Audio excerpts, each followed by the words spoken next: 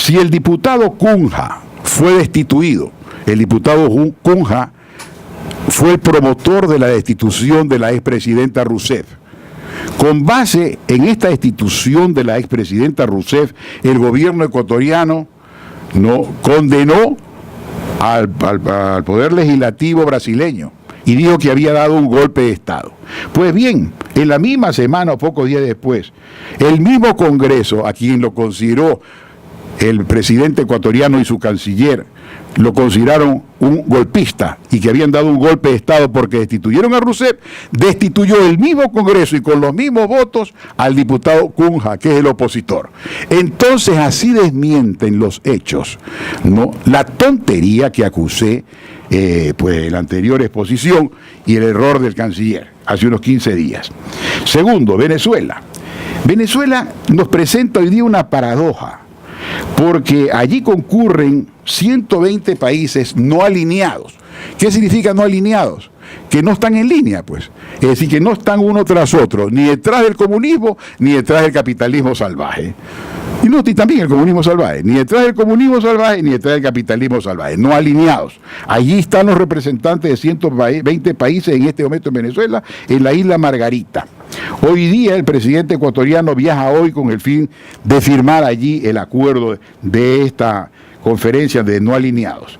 El Ecuador, dicho sea de paso, se afilió allí en 1981, que estamos hablando del gobierno de Jaime Roldós, mi compañero.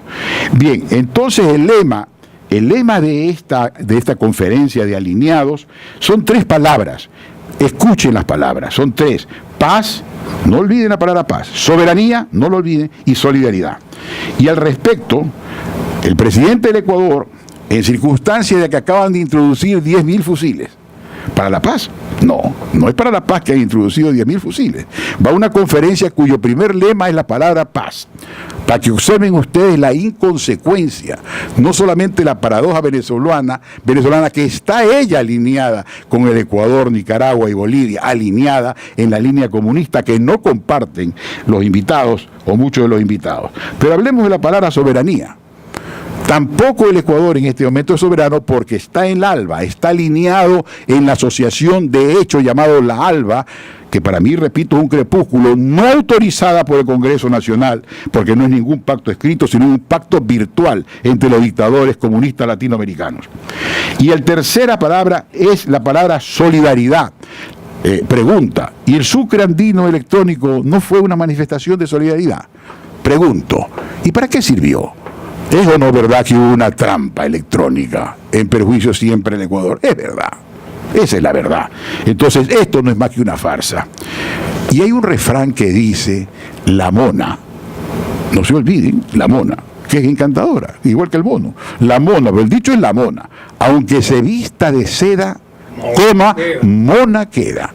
¿Qué significa esto? Que si Venezuela ha querido pretender, por el hecho de que allí concurren 120 no alineados, que ella, que se ha vestido de seda para la ocasión, y dice yo también no soy alineado, mona queda, porque estás alineada, Venezuela, no Venezuela, amada Venezuela, con todos tus líderes, y en los famosos Bolívar y Sucre, no nos olvidemos de este detalle.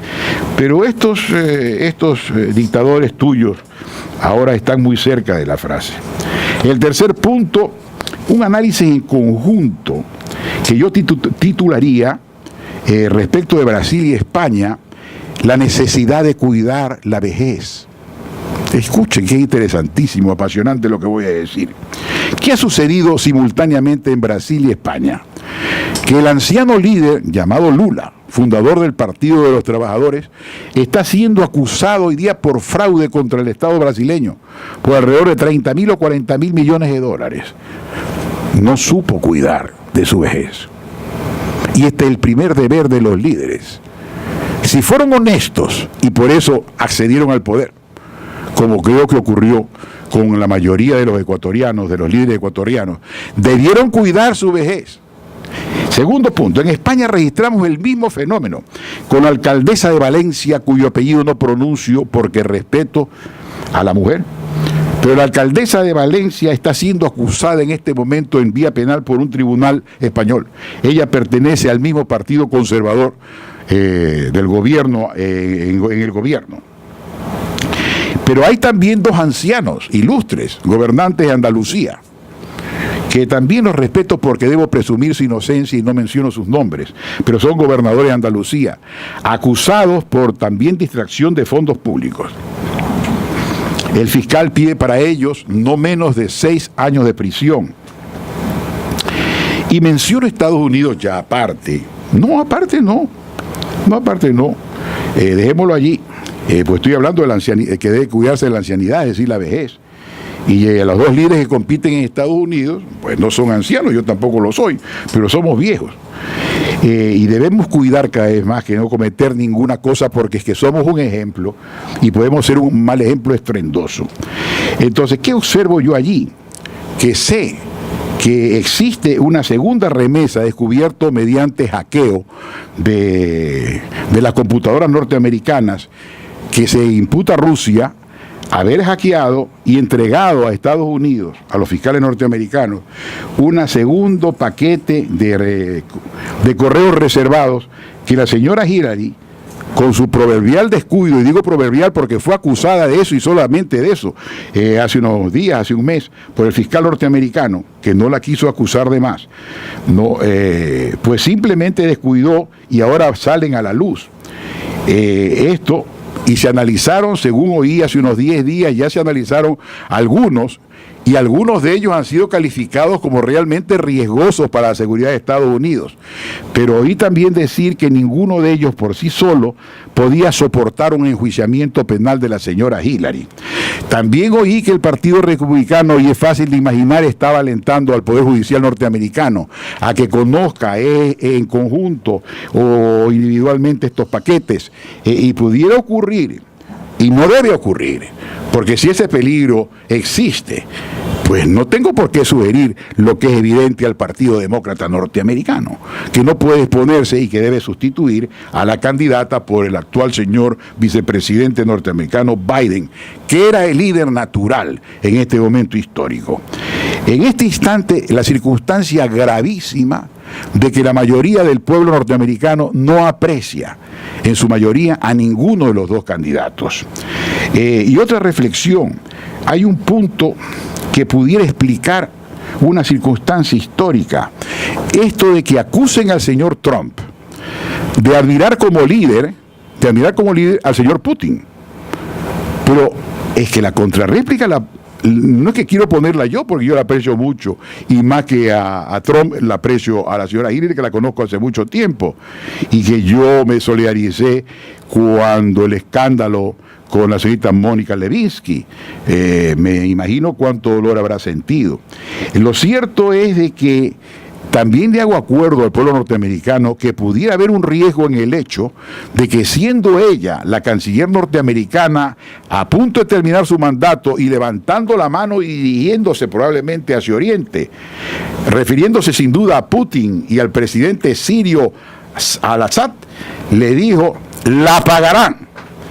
Entonces, es fácil entender que el señor Putin entiende claramente que a él es que se le han dicho la pagarán por apoyar a Siria. La pagarán, dijo. Y ese es el error de la señora Hillary Clinton, que es para mí un riesgo para el mundo, porque es que el señor Putin sabe que le es hostil a ella, y no cabe llevar ni a un fanático del señor Putin, ni a una persona que ha amenazado a uno de los hombres que, entre paréntesis, es jefe ya no de un imperio comunista ni de una dictadura, sino de un país que no es comunista, y que en consecuencia la política de la OTAN y Estados Unidos tiene que cambiar, enrubándose para ser seductora para la democracia, que es lo que le falta a Rusia, y no presentar esta serie de hostilidades.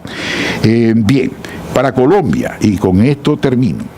Respecto de Colombia, se ha examinado, las personas que han examinado el libro de cerca de 200 páginas, que contiene el acuerdo que se va a someter a la opinión pública de Colombia, registra por internet sin duda alguna, con la autorización del admirable presidente Uribe, admirable en sus virtudes, como es admirable el presidente Santos en las suyas.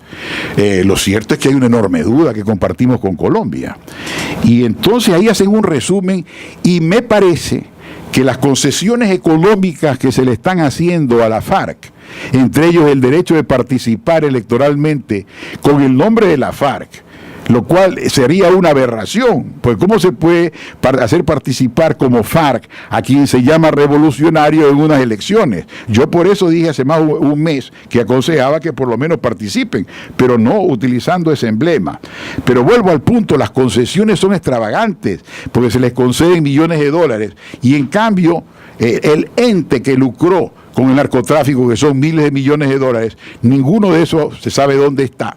Bueno, al respecto, y la frase con que termino, es que Ecuador está en peligro. Porque Colombia no está en peligro en este momento, está a punto de firmar la paz o darse un plazo. Pero quien sí está en peligro hace rato, el que tiene la carne en el asador, como dicen norteamericanos, es el Ecuador. Y entonces no cabe, y me parece una inconsecuencia para no llamarla como la llamaría si yo fuera diputado, e iría hasta las últimas consecuencias, como ustedes saben y recuerdan cuando yo fui presidente de la Comisión de Fiscalización de la Dictadura en los años 80, 81 y 82, donde descubrí que esa dictadura, no menos de 150 oficiales se habían transformado en almirantes camaroneros y en generales pastores, pues. Eso solamente lo hace el doctor Damerval. Bien, entonces el Ecuador está en peligro, porque es que el narcotráfico no va a cesar jamás. Y al respecto, exijo una vez más, y me interesaría la opinión de las cámaras, que también se solidaricen, que se instalen los radares, porque no tiene explicación. Y sin la fuerza de las cámaras no se puede llegar a ninguna parte. Me refiero a las cámaras de comercio, agricultura e industria. Al respecto, un último punto que lo leo, y es brevísimo, dura menos de 20 o 30 segundos. Estas cámaras que acabo de mencionar, se alistan a promover un debate presidencial, que está muy bien, pero en la publicación que leo, textualmente dice: hasta el momento el debate se realizará con la cooperación de un canal de televisión, y la Cámara de Comercio de Guayaquil realizó esta actividad en el 2006 y en el 2012. Al respecto, me permito aconsejarle al distinguido señor presidente de la Cámara de Comercio de hoy, a los presidentes de de las otras cámaras, que no sea como ocurrió en el año 2006. Porque en el año 2006 ocurrió que yo era miembro de la Cámara de Comercio y premiado por 25 años de actividad a través de una compañía inmobiliaria, y yo en ese momento era candidato de un partido a punto de morir, que era CFP, que me pidieron el servicio cívico de que yo los ayudara a vivir un poco más de tiempo, yo sin ninguna esperanza. Participé en este asunto y estoy orgulloso de haber participado, haber conocido gente tan hermosa. Pero lo cierto es que no deben incurrir en el mismo defecto que allí incurrieron. ¿Y cuál fue ese defecto? Ese defecto fue casi un delito, más bien dicho un delito del cual prefiero no hablar. Pero lo cierto es que fingieron, y olvidándose que yo soy miembro de la Cámara de Comercio, de que habían realizado una encuesta, y que la encuesta refería a los afiliados a la Cámara de Comercio, que afiliaba a 15.000 comerciantes, daba como resultado que solamente existía una media docena, digamos, de personas con opción. En esta forma decapitaron a mí y a una serie de personas más, pues éramos 12 o 13 los candidatos, y solamente ellos intervinieron en el remate. Simplemente que no vuelva a ocurrir. Yo a este asunto no me vuelvo a referir más, y quiero exculpar expresamente si es que allí hubo, como en efecto hubo, una señora. Y entonces radico la responsabilidad entre los hombres, y son ellos los que integraron en el año 2006 la Cámara de Comercio y el directorio, los que tendrán que responder ante la historia quién fue el autor intelectual de este delito. Que quede claro que no debe volver a repetirse. Y ahora veo, por ejemplo, y discriminan porque ya han adelantado su programa, que sin duda es extraordinario, de las cámaras a los candidatos a los presidentes. No es el momento. El cuadro está incompleto, terriblemente incompleto el cuadro de los candidatos, y en consecuencia les sugiero esperar. Y por lo pronto, como sabemos que los líderes indígenas están divididos, ¿por qué no les mandan, estimados amigos, a los dos grupos indígenas, sus líderes, también una copia? Porque ellos también van a poner presidente candidato, y probablemente uno cada grupo. Con esto termino deseándoles a todos un feliz fin de semana. Muy buenos días. Inicio del espacio publicitario.